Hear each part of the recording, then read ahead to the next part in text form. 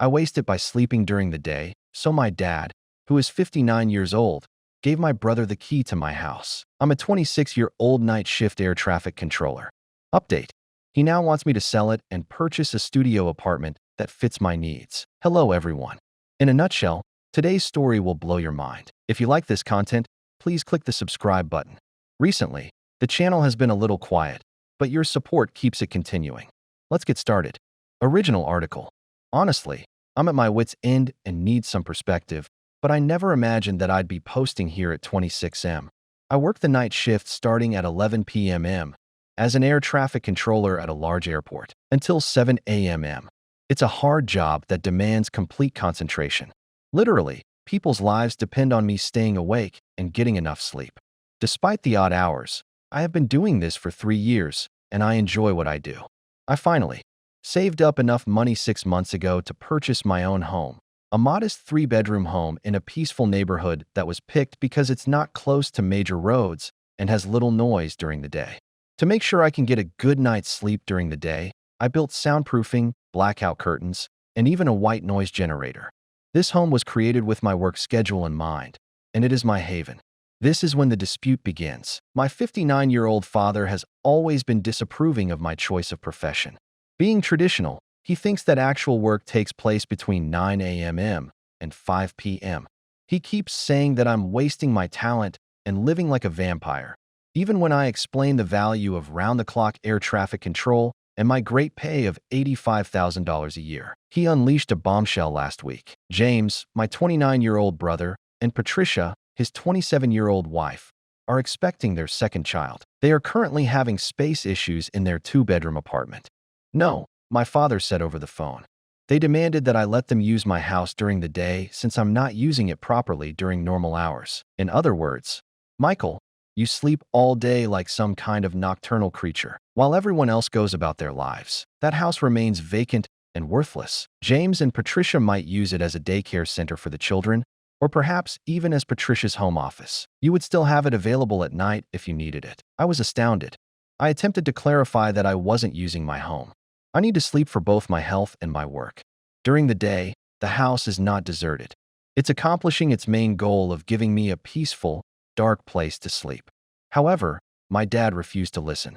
You picked this way of life, he continued. The world cannot be expected to revolve around your sluggish schedule. James needs support today more than you need an empty house during working hours. Family helps. Family. No, my house, my rules, my schedule. I told him firmly. I clarified that having guests in my home while I was sleeping would be like someone hosting a party in his bedroom at 2 in the morning. He accused me of being selfish and claimed that I was hoarding money that could be used for the family's benefit. James is now texting me and accusing me of being irrational. He contends that they would keep to themselves and simply utilize the kitchen and living room, possibly the spare bedroom for the infants' naps. He doesn't realize that even innocuous activities during the day, including footfall, conversation, kitchen sounds, and doors opening and closing, can ruin my sleep. Despite her best efforts to be impartial, my mother, 57F, is constantly saying that it would be good if I could assist James. The only person who supports me is my sister Jennifer, 24F, who points out that no one would ask a police officer or night shift nurse to give up their house while they were sleeping. The problem is that I'm beginning to question myself. Yes, I do have 2 empty spare bedrooms. Theoretically, I could try changing my schedule or using earplugs to sleep, but something about this whole affair feels really off. I put a lot of effort into this house, especially to make it fit my needs, and now I'm being made to feel bad for utilizing it as I should. Am I the one who won't sacrifice my health and sleep for my brother's convenience? Is it appropriate for me to keep boundaries around my house and place of rest, or should I be more accommodating now that I have the space? One update. After 2 weeks, they began to use my home. In any case, the situation has drastically worsened, and I'm shocked to be back here so quickly. I appreciate all of the comments on my initial post. I felt less crazy after reading your affirmation, but regrettably, it didn't help with my family. I believe the issue was resolved when I told everyone no with firmness. To be careful, I even updated my locks and installed a Ring doorbell system to keep an eye on my house. I believed I was being overly suspicious. No, I wasn't. I got home from work around 7:30 a.m. last Monday, exhausted from navigating several emergency landings, and weather delays. My brother's automobile was in my driveway when I noticed it. My heart fell. He had arrived around 6:45 a.m. according to my Ring app. He arrived at 3 in the morning with Patricia and their kid, Thomas. At my door, I confronted them. James pretended as though nothing was wrong while holding my coffee mug. "Hey, Michael." To avoid traffic, we arrived early. I was outraged, but I tried not to lose my cool when my mother added, "You'd be cool with us using the space since you're going to bed anyway." Patricia had a Zoom conference at 9 o'clock. I told them to get out right away. Patricia broke down in tears, accusing me of treating a pregnant woman cruelly when she only desired a peaceful workspace. Thomas had obviously been informed that he was going to Uncle Michael's fun place because he was already playing with toys in my living room. James made an effort to blame me. "Hurry up, dude. We've already arrived." Thomas was giddy. "Simply go to bed. You won't even be aware of our presence. We will resemble mice." I resisted and said I would call the police. James called me a self-centered jerk before they finally departed. As Patricia sobbed about how some people don't understand family, she made a show of collecting Thomas's toys. That seemed to be the end of it. I was mistaken. I put in extra locks and made it clear to my parents that James was not allowed at my house while I was sleeping. My father accused me of being overly theatrical and claimed that I was causing needless family strife over nothing. I woke up at 3 p.m. on Wednesday. A child's laughter could be heard in my home. When I stumbled out of my bedroom, I was confused and furious to see Patricia sitting in my kitchen using a laptop and Thomas rushing down my hallway. James was sitting on my sofa, watching TV at a low volume. No, it wasn't. My parents had somehow given them my extra key. I went totally crazy. Before a shift where I would be in charge of hundreds of lives, I was functioning on 3 hours of interrupted sleep. Therefore, I'm not proud of the way I yelled. I insisted that they depart right away. Patricia attempted to counter that I was exaggerating and that they had been so calm. James claimed that I was acting insane and that most people don't get upset when their relatives arrive. In fact, I picked up my phone and dialed the cops. They started to take me seriously at that point. I filed a report even though they left before the police showed up. When I described my profession, the cops showed empathy. One of them had served in the military and knew how important sleep regimens were for important jobs. The family exploded. Right away, there were so many calls and texts on my phone. In a message, my father called me a disgrace to the family name and claimed that I had put selfishness ahead of blood. On the phone, my mother sobbed as she described how she never imagined the day would come when one son would call the police on another. Here's the worst part, though. My father then said that since I'm obviously ill-equipped to manage my unconventional lifestyle and family responsibilities, perhaps I should reevaluate my living arrangement. In fact, he advised me to investigate night worker housing, as if it existed, so that family members who work during regular business hours may use my home. I'm genuinely heartbroken, angry, and exhausted. Although I adore my family, they disregard my wants and career.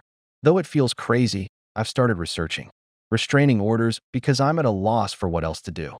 Jennifer has been my pillar of support, pointing out that James' work schedule is more typical and that our parents would never consider breaking into his flat without permission or insisting he give up his house. To make me feel safer, she has been spending her days off with me.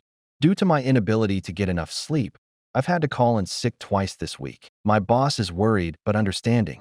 My career is now being impacted by this, which aggravates me even more. For those who wonder why I don't simply relocate my bedroom to the basement or book a hotel room during the day, I would say that I should. I live here. My family doesn't respect my limits. Thus, I shouldn't have to hide in my own house or pay for other housing. Next week, I have an appointment with a lawyer to go over my alternatives.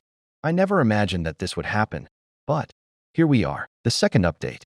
The restraining order and the family fallout occurred a month later.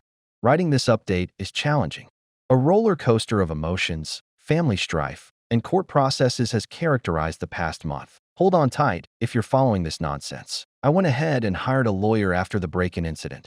Yes, I'm calling it that. She suggested requesting a restraining order against James and Patricia right away after being horrified by my family's actions. I installed a more complete security system and changed all the locks again as she advised.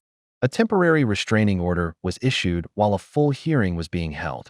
The family had a nuclear meltdown once James was served. At 10 p.m., My father arrived at my place. At least he arrived while I was awake and utterly furious. He was standing on my doorstep, beating on the door and yelling that I was ruining the family and betraying all of the loyalty lessons he had taught me. Without opening the door, I used my Ring camera to record everything.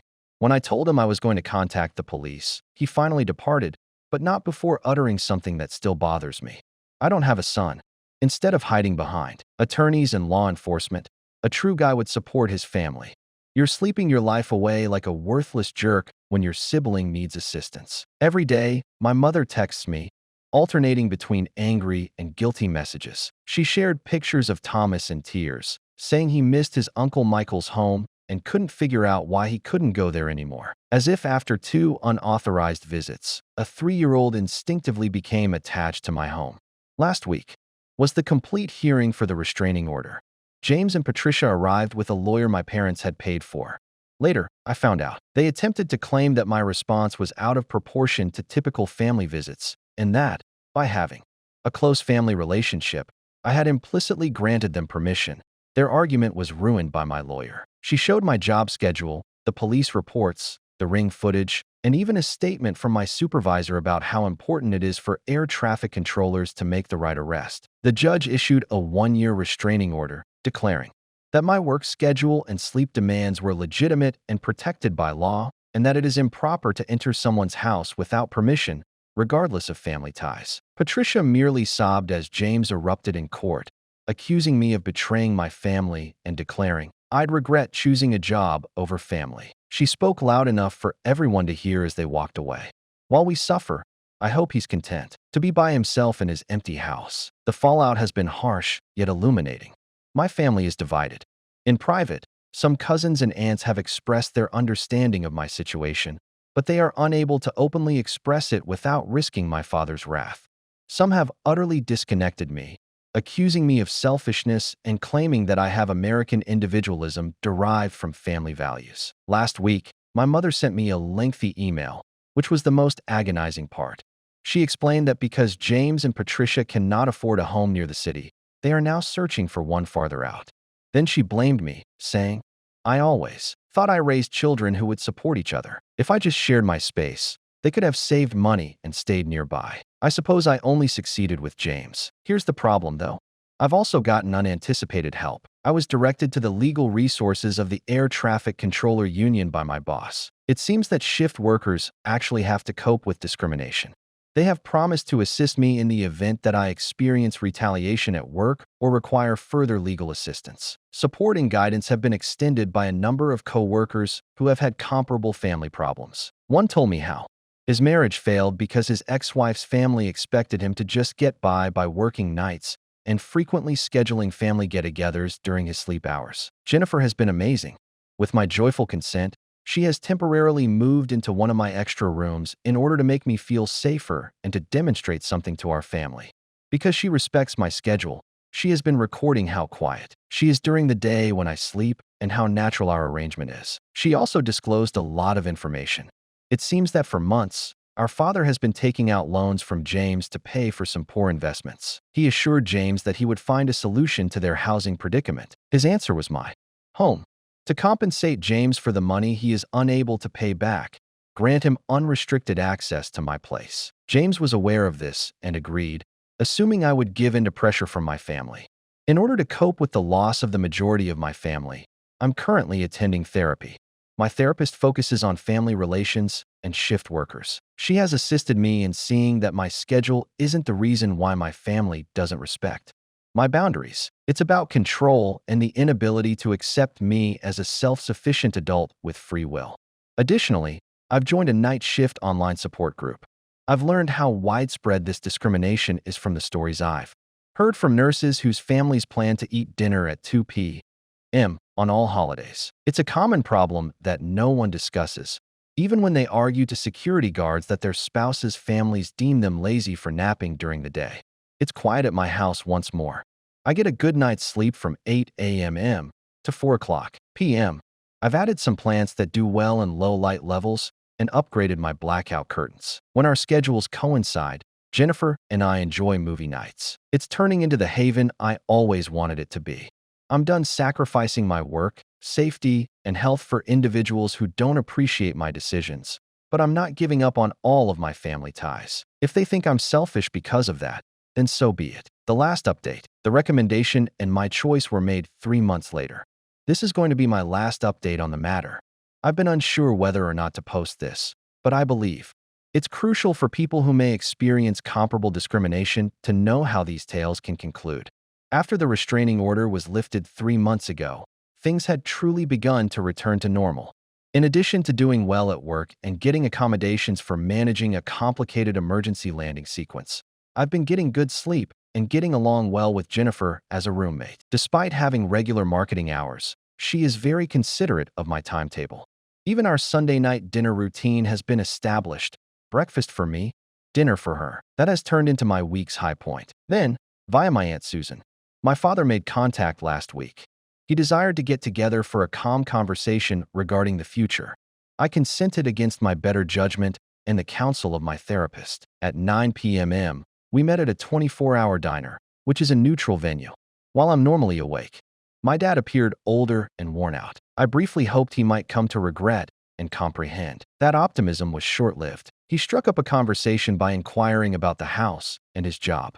A printed packet was then slid across the table by him. He said, "I've done some study. For people that lead your lifestyle, there are housing possibilities that are more appropriate. Listings for studio apartments close to the airport, stories about Japanese shift workers' pod hotels, and even details about shared living arrangements for night shift workers were all included in the bundle." He had underlined passages on making the most of urban space and finding suitable housing for non-traditional workers. "I know you're dedicated to this career path, Michael," he said in a fair tone. "However, it is self-centered to live in a large family home during prime usage hours. These choices would meet your requirements and make room in your home for James' expanding family." I was truly stunned as I looked at him, but he took it as a sign and went on, "I've talked to a realtor. You could assist James with a down payment, sell your house for a healthy profit, and still have money left over for a great apartment close to the airport. Everyone benefits. Your vampire hours are yours to keep. A family house is given to James, and you quit being the resource-hoarding, self-centered brother." I discovered my voice. "Since you are unable to repay James for the money you borrowed, do you want me to sell the property I worked for and purchased especially for my purposes in order to support his life?" He flushed. "The fact that Jennifer told me everything is unrelated to that." I cut you off.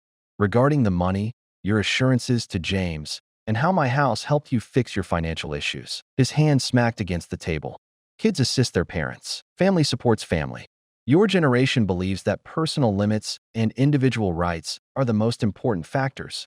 What about responsibilities to your family? How about honor? How about some respect?" I fired back. "What about the pride that comes from embracing your kids for who they are?" "Dad, I rescue lives. I securely direct flights, transporting hundreds of people to the ground every night. But you don't value me since I do it at night." His expression was icy as he leaned back. "You are valuable. You're self-centered. There is a distinction." I realized we were done at that point, not only with this discussion, but also with any aspirations of a romantic partnership. I got to my feet. "My house is mine.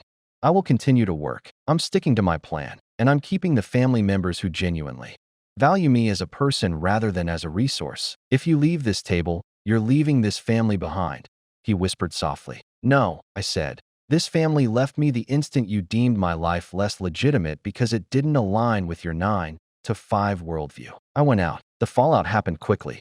My mom contacted me in tears, pleading with me to change my mind. James texted me to say he hoped I loved my empty castle and that I had chosen money over blood. Many family members shared their thoughts, with the majority supporting my parents. Here's the lovely thing, though. I'm all right. Actually, better than okay. I've become closer to Jennifer than before. We're converting the third bedroom into a shared workspace, and she has made the decision to live with me permanently. During the day, she makes use of it. At night, I utilize it. In order to foster this lovely mixed community that accommodates all schedules, we have thrown dinner parties for both her day shift friends and my night shift friends. I received a nomination from my boss for a senior controller post through an advanced training program. The schedule would continue to be nightly focused, which I love, and the income boost would be significant. I'm succeeding professionally in a way that would be impossible for me if I were stressed out and sleep deprived. Additionally, I've begun dating a different Patricia. Indeed, as a night shift intensive care unit nurse who is familiar with the life, I am aware of the irony. When I told her the entire story, she chuckled. She then related her own experiences with family members who believe she ought to resume her regular nursing schedule. We leave at 3 in the morning. Dates and spends time together watching sunrises. It's fantastic. The house is now everything I could have imagined. The temperature and lighting in my house are automatically adjusted according to my schedule. Thanks to the smart home equipment I installed, I tend to the night blooming flowers in the garden while the stars are shining. For my lunch breaks at 3 in the morning, I've even placed a tiny telescope on the terrace. Losing the majority of my biological family is something I've come to terms with. I've discovered that chosen family may be just as meaningful, even though it hurts, especially over the holidays. I now rely on my night shift community for support. We observe holidays according to our own timetable. Christmas morning at 8 a.m. Thanksgiving supper at midnight. For us, it works. Anyone reading this who works irregular hours and deals with family obligations should know that their schedule is reasonable. You have a legitimate career. You have a right to sleep during the hours you need to be productive. Your decision to arrange your life around your professional obligations is not selfish. Sleeping in your house during the day isn't a waste. If family members don't appreciate your decisions, you don't have to give up your work and health for them. Letting go of those who will never recognize your value is sometimes the cost of tranquility. Although it hurts, leading a genuine life is more valuable than continuing to be in relationships that demand you to be someone you're not. Michael is my name. Air traffic controller is what I do. I work at night and sleep during the day. I live in a lovely house that is ideal for me. And in spite of what my father thinks, I am making the best use of my life and my resources in order to prosper, make a positive contribution to society, and find pleasure. Now the sun is going down. It's time for me to prepare for work, where I'll be spending the night ensuring that thousands of people reach their families safely. I know the worth of what I do, and that's plenty, even if my own family doesn't recognize it.